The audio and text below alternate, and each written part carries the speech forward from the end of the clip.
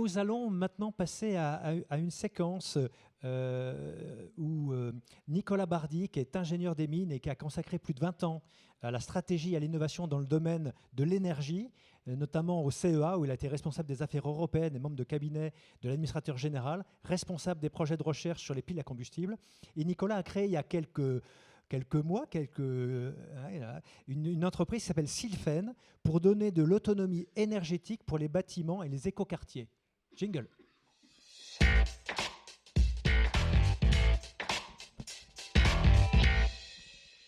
Bonjour à tous, un grand merci pour cette invitation et cette opportunité à vous parler d'un des usages, pas les plus connus aujourd'hui, mais qui j'espère vous intéressera, de l'hydrogène pour réussir la transition énergétique. Alors Sylphen est une start-up que j'ai créée il y a maintenant, en 2015, donc ça fait 7 ans, qui se focalise sur l'usage de la technologie hydrogène et qui a la particularité de s'adresser vraiment aux acteurs du bâtiment. Et notre ambition, c'est de permettre aux propriétaires de bâtiments de réussir leurs objectifs de transition énergétique. Et peut-être, on le verra à la fin de la présentation, que l'hydrogène, entre autres solutions, peut permettre que les bâtiments deviennent une solution, ou en tout cas contribuent positivement à la résolution du problème de la transition énergétique, plutôt que d'en être un des principaux problèmes. Et ça, ce serait un beau résultat. Donc on n'est pas encore 100 000 personnes comme Equance, ça va pas tarder, mais pour l'instant on est une vingtaine de personnes entre Grenoble et Chambéry. Et pourquoi est-ce qu'on s'est intéressé au sujet du bâtiment? Parce que le bâtiment, on passe notre vie dedans, globalement. Et on sait, en France, en Europe, etc., c'est à peu près 40% de la consommation d'énergie. Il faut de l'électricité, il faut du chauffage, de la clim. À l'échelle européenne, c'est 36% des émissions de gaz à effet de serre. Donc c'est en gros le gros secteur prioritaire pour réussir la transition énergétique, au même titre que les transports qui font à peu près 40%. Et globalement, on a à peu près 20% sur la partie industrielle. Donc on se dit c'est déjà pas mal, c'est un gros challenge dans l'Everest dont on parlait ce matin, d'attaquer ce sujet de la transition énergétique des bâtiments. Mais il y a des petites choses qui sont en train de se passer en parallèle. Par exemple, on est en train de transformer des voitures à essence ou diesel qui vont aller faire leur plein dans une station Total ou d'une autre marque en voitures électriques qui se rechargent en pied de bâtiment, soit au supermarché, soit chez vous, soit à votre bureau.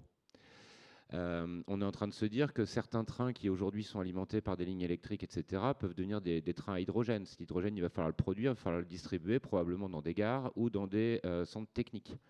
Puis il y a toute la question de l'aéronautique, où là, pareil, si on commence à avoir des avions électriques ou à hydrogène, et cet hydrogène, encore une fois, il va falloir le gérer localement, ça va se faire dans des aéroports. Ça, c'est des bâtiments. L'industrie, par définition, c'est aussi finalement des bâtiments. Et si on regarde ce qui se passe au niveau agricole, qui est un petit secteur, finalement, vous avez un tracteur électrique ou quelque chose comme ça, même sujet, l'énergie d'où elle vient, il va falloir qu'elle soit distribuée localement. Donc en fait, si vous travaillez sur le sujet de l'infrastructure énergétique associée à l'infrastructure bâtimentaire, globalement, vous voyez passer tous les kilowattheures consommés dans le monde. Donc c'est vraiment ce focus sur, on a beaucoup parlé ce matin de comment on produit l'énergie, comment on la transporte. Moi, mon focus, c'est finalement toute cette énergie, on la produit, on la transporte. Pourquoi? Parce qu'on en a besoin. Et où est-ce qu'on en a besoin? C'est globalement dans les bâtiments. Alors qu'est-ce qu'on peut faire pour résoudre le problème, diminuer cet impact de l'alimentation énergétique qu'on consomme dans les bâtiments? Déjà, on peut commencer par essayer de consommer moins. Donc ça, c'est des bâtiments basse consommation. Il y a des solutions techniques pour le faire. C'est une première étape. Par contre, l'utilisateur du bâtiment, il continue à acheter 100% de son énergie, son électricité, son gaz, son fuel, je ne sais quoi, ce qui impacte après les émissions de CO2 en fonction du mix énergétique du pays dans lequel il est, et puis lui coûte de plus en plus cher avec la crise géopolitique qu'on connaît aujourd'hui. Deuxième solution, on peut commencer à produire localement de l'énergie sur ces bâtiments. Alors, la solution principale aujourd'hui qu'on voit émerger et dont les coûts descendent de manière exponentielle, c'est le solaire. Il y a des startups et d'autres entreprises qui développent maintenant des solutions aussi éoliennes qui peuvent compléter. Mais globalement, le problème, c'est que le solaire, il produit principalement quand il fait beau en milieu de journée, alors que la consommation d'énergie, elle est principalement le matin, le soir et quand il fait pas beau. Ce qui fait que même si vous arrivez à produire globalement sur l'année autant d'énergie que ce que vous en consommez dans votre bâtiment, et peu importe quel est le bâtiment, globalement, vous allez pouvoir utiliser 30 à 40% d'énergie qui vient de ce solaire que vous avez chez vous, Et puis les 60-70% restants, même histoire, vous continuez à les acheter. Ça coûte cher et il y a les émissions de CO2 associées.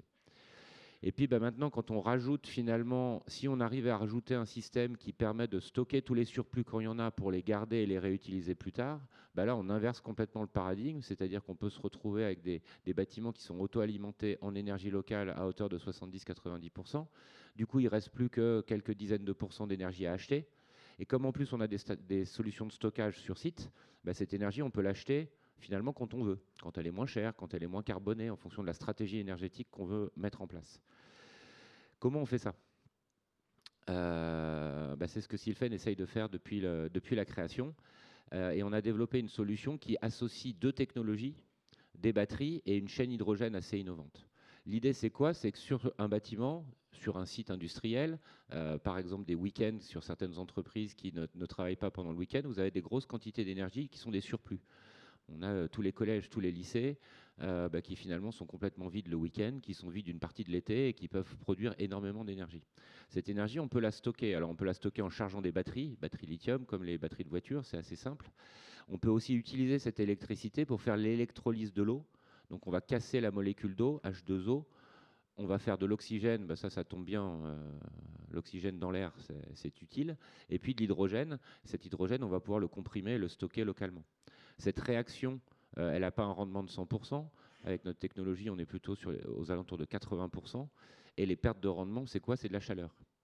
Évidemment, si vous mettez des gros systèmes de stockage, déstockage d'énergie avec de l'hydrogène, avec des rendements qui ne sont pas extraordinaires, au milieu d'une grande prairie, en dessous de champs d'éoliennes, toute cette chaleur, vous n'en avez pas besoin.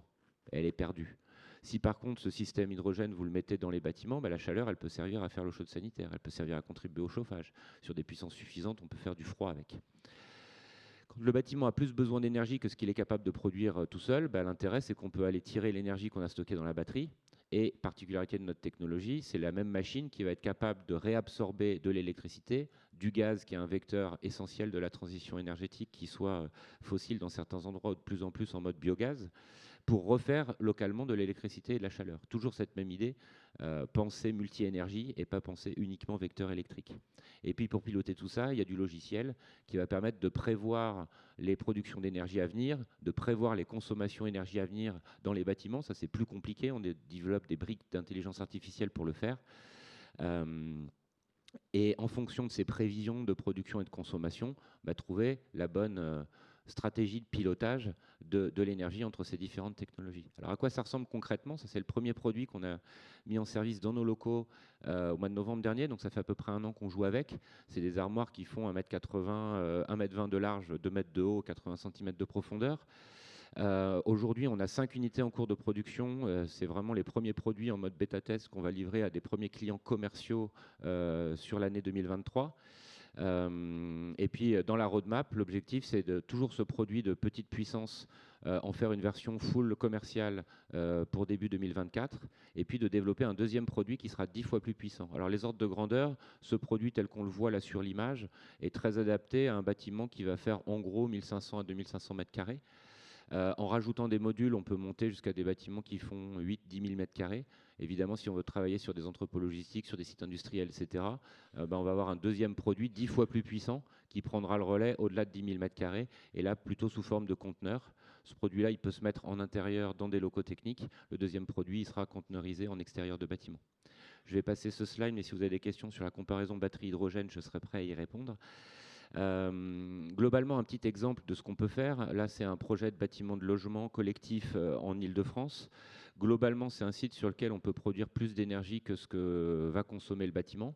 Si on fait rien sans stockage, on va utiliser 24% de l'énergie. Alors le logement, c'est évidemment le sujet le moins facile pour l'autoconsommation, puisque la plupart des gens, pendant la journée, ils travaillent.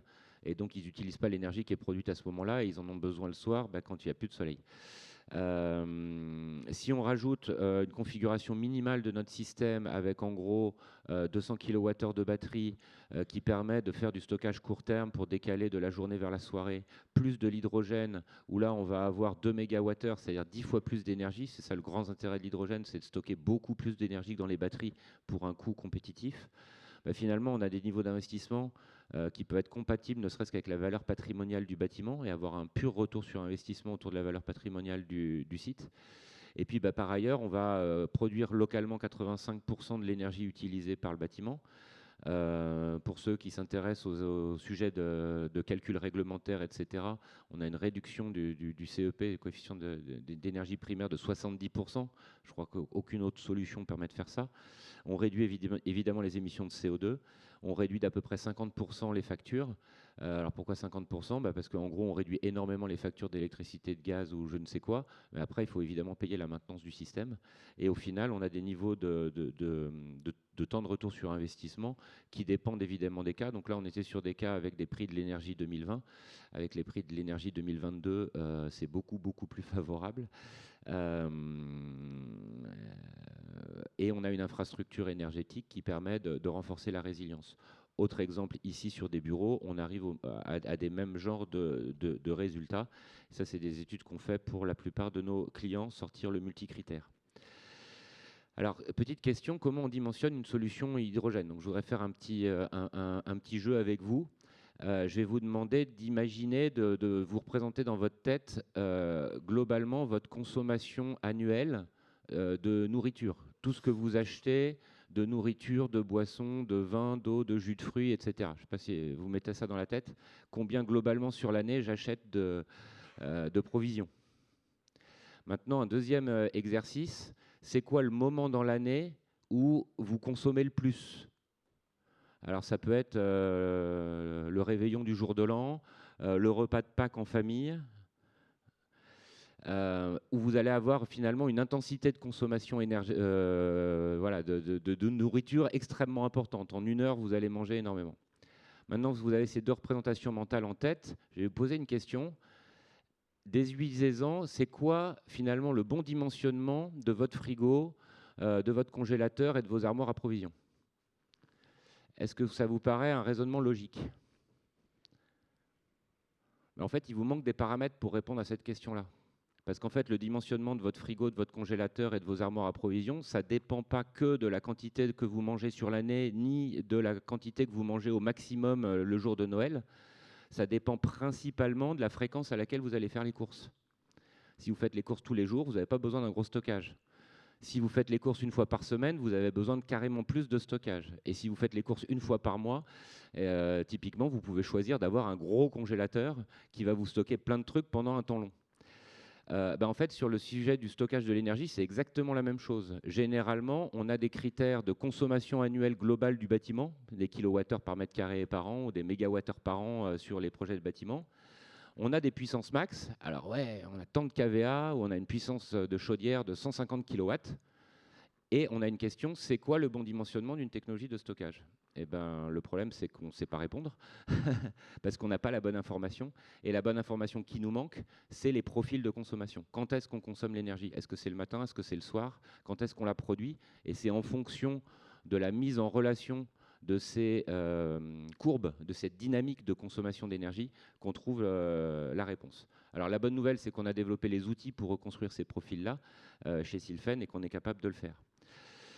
Concrètement, les bâtiments faciles sur lesquels on peut avancer, c'est plutôt sur des zones périurbaines. On peut travailler aussi sur des sujets de centre-ville dans des logiques un peu différentes. Le nerf de la guerre, c'est la data, comme toujours, pour reconstruire les profils, pour comprendre finalement ces profils et ajuster au mieux les solutions de stockage, pas les surdimensionner, sinon ça fait du coût. Et puis, on a tous les outils qui permettent de sortir tous les indicateurs en amont sur des phases projet qu'on peut faire de manière gratuite en phase de pré-étude et après de manière payante dans les phases d'études. Et donc, en conclusion, on a vraiment une solution avec les batteries et l'hydrogène associées à de la production locale d'énergie, associées à des bornes de recharge de véhicules électriques, etc., pour faire des bâtiments plutôt des atouts et des alliés pour réussir la transition énergétique, produisant leur propre énergie, ayant des capacités locales d'effacement, de flexibilité qui vont aider à gérer l'intégration des renouvelables dans les réseaux. Jérôme Stubler parlait ce matin des problèmes d'engorgement des réseaux. Finalement, si on est capable de piloter la consommation localement, pas en se privant de lancer sa machine à laver à telle heure, mais avec un système de stockage qui permet de décaler la demande finalement sur le réseau, bah, finalement, on crée des infrastructures locales au plus près de la consommation d'énergie, donc avec un rendement hyper intéressant, au plus près de la consommation d'énergie, donc avec un impact direct social humain sur les occupants du bâtiment, qui voient combien d'énergie ils ont, combien ils ont dans les stocks, qui se disent ah bah tiens là, vu le stock que j'ai, en fait je peux passer la fin de la semaine sans acheter d'électricité sur le réseau, ou au contraire non, il faudrait que je réduise un peu ma consommation pour arriver à tenir avec mes stocks, et donc avec un effet boule de neige, on va dire, sur l'efficience énergétique du système. Merci beaucoup pour votre attention et je suis prêt à répondre à quelques questions. Merci beaucoup. Merci beaucoup, Nicolas. Peut-être 2 questions de la salle. J'imagine qu'il y a, avec les équipes de Bouygues Energy Services qui sont là, un certain nombre de questions qui vont émerger. Nous avons été avec Franck voir ton démonstrateur à côté de Chambéry. C'est très impressionnant.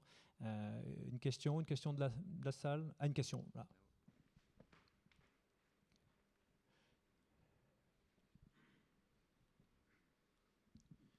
Bonjour, merci pour cet exposé très intéressant. François Sabatino, HPC Data France. Ma question, c'est par rapport au dimensionnement. Vous parlez de bâtiments. C'est quoi les limites? Combien les ratios entre la surface solaire, le volume produit et les quantités qu'on peut attendre et les limites aujourd'hui? Souvent, quand on parle d'hydrogène, on parle de limites de puissance. Alors, l'hydrogène a ceci d'intéressant que dans 1 kg d'hydrogène, vous avez à peu près 40 kWh. 1 kg d'hydrogène, c'est une bouteille qui est haute comme ça et qui fait ça de diamètre. Donc en fait, sur un rack de bouteilles qui va prendre l'espace d'une place de parking, on peut mettre globalement 2 à 3 mégawattheures d'énergie. C'est ça ce gros intérêt. On va avoir quelques dizaines de kilogrammes d'hydrogène. D'un point de vue réglementaire, on n'a pas de déclaration particulière à faire à l'ADREAL ou je ne sais quoi avant 100 kg d'hydrogène. Et les demandes d'autorisation à l'ADREAL, c'est au-dessus d'1 tonne. Donc ça veut dire qu'en termes de quantité d'énergie stockée, on arrive vraiment à avoir sur des bâtiments de type quelques milliers de mètres carrés à quelques dizaines de milliers de mètres carrés, plusieurs jours, voire semaines d'autonomie énergétique grâce à l'hydrogène. Ensuite, sur les ratios dont vous parlez, ça dépend vraiment complètement des bâtiments. Vous avez des entrepôts logistiques dans lesquels vous avez finalement assez peu de consommation d'énergie dans l'entrepôt et une grosse surface solaire. Si vous avez des entrepôts frigo, vous avez des consommations d'énergie beaucoup plus importantes. Les data centers sont extrêmement énergivores et avec des bases très élevées qui rendent les solutions de stockage difficiles à mettre en œuvre. Donc après, il faut vraiment rentrer dans l'ADN énergétique des projets. Regardez aussi combien on intègre de bornes de recharge de véhicules électriques, parce que très rapidement, ça va doubler, voire tripler la consommation d'énergie des sites. Merci. Peut-être une question rapide de... Oui, alors, une petite question rapide. Ouais. Quand on parle d'hydrogène, on parle souvent un peu de sécurité, des risques associés. Est-ce qu'il y a des contraintes réglementaires, notamment au stockage d'hydrogène sur site? Alors non, enfin, c'est ce que j'ai dit, aucune contrainte réglementaire en dessous de 100 kg d'hydrogène. L'hydrogène est un gaz qui se comporte vraiment exactement comme le gaz naturel, en étant une molécule plus petite, donc plus fine, donc qui fuit encore plus facilement. Donc on n'a pas des problèmes qu'on peut avoir avec des gaz lourds de nappes qui stagnent au ras du sol. S'il y a une fuite, ça monte. Donc si vous êtes en stockage extérieur, finalement, il y a très peu de danger. Et comme le gaz diffuse extrêmement rapidement, il y a peu d'endroits où on peut avoir des risques d'atmosphère explosif. Donc évidemment, il y a des cadres réglementaires au sens de normes techniques, toutes les normes ATEX qu'il faut respecter, des distances de sécurité par rapport aux bâtiments, etc. etc. Mais tout ça est extrêmement aujourd'hui maîtrisé. Au niveau de la filière, on travaille avec de l'hydrogène industriellement depuis des années et des années. Donc d'un point de vue risque, il n'y a pas d'enjeu fort aujourd'hui sur cette technologie-là. Et même sur des stockages très forte pression, 700 bars, vous avez dans Paris, je ne sais pas si vous voyez les taxis Hype, ceux qui sont bleu clair avec les petits nuages blancs, c'est des véhicules hydrogène avec plusieurs kilos d'hydrogène stockés dans la voiture à 700 bars. Et c'est des produits aujourd'hui 100% commerciaux et qui fonctionnent très bien, qui restent chers. Mais ce que je veux dire, c'est qu'en termes de maîtrise technique, aujourd'hui, on est sur une filière qui est mature. Merci Nicolas. Je crois qu'il y a une question de la part de Christian Denacar. Oui, bonjour Nicolas. Est-ce qu'il serait imaginable d'alimenter avec la pile à combustible un réseau en courant continu dans la maison et dans l'immeuble? Alors tout à fait, globalement, on est sur une transition énergétique dans laquelle on a des panneaux solaires qui fonctionnent en courant continu, on a des batteries qui chargent et qui déchargent en courant continu, et on a des piles à combustible ou des électrolyseurs qui fonctionnent en courant continu. Nous, on a essayé sur notre premier produit de se dire on va faire un bus électrique en courant continu. Le problème, c'est que les technologies de convertisseurs DC-DC ne sont pas forcément au point, qu'à la fin, il faut quand même un convertisseur DC-AC parce que les usages, eux, sont plutôt malheureusement ou heureusement, enfin voilà, c'est la réalité concrète aujourd'hui, très majoritairement en courant alternatif. Et au final, l'optimisation des convertisseurs par rapport au niveau de tension courant, etc., font que la solution aujourd'hui la moins chère, c'est d'acheter sa centrale solaire avec ses onduleurs, d'acheter sa batterie lithium avec ses convertisseurs AC/DC réversibles, et nous d'intégrer des convertisseurs AC/DC réversibles sur nos fonctions d'électrolyse et de pile à combustible. Donc c'est voilà, intellectuellement pas satisfaisant. Aujourd'hui, technologiquement, industriellement et économiquement parlant, c'est la meilleure solution malheureusement.